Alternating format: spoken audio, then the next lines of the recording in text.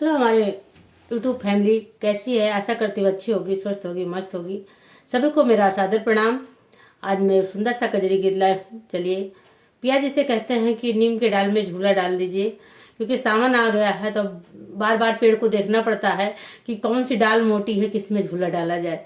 अब तो सबकी निगाहें पेड़ों पे हैं कि किस मोटी डाल में झूला डाला जाए। तो चलिए, एक प्यारा सा गीत लेके आई हूँ आप लोगों के लिए। गीत सुनिए, आनंद लीजिए और कमेंट बॉक्स में बताइएगा गीत आप लोग को कैसा लगा। हम अपनी सारी प्यारी बहनों को बारंबार प्रणाम करती हूँ।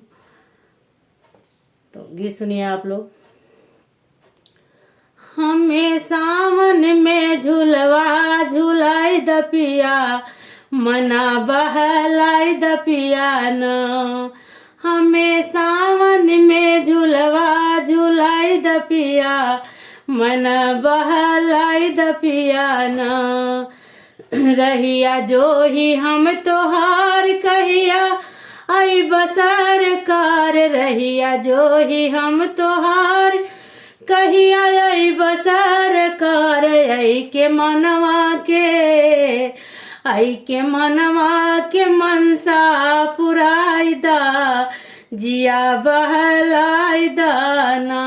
आई के मनवा के मनसा पुराई दा, जिया बहलाई दाना।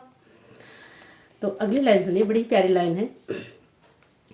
बहे पुरबा बयार अचरा उड़े जा हमार, बहे पुरबा बयार अचरा उड़े ला हमार। हमें धान रंग चुनरिया रंगाई द पिया, मन बहलाई द पिया ना।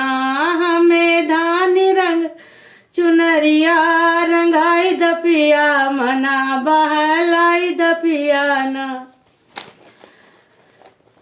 तो देखिए, हवा का झोंका इतना तेज है कि अचरा उड़ उड़ के जा रहा है। और अगली लाइन सुनिए, बहुत ही प्यारी है।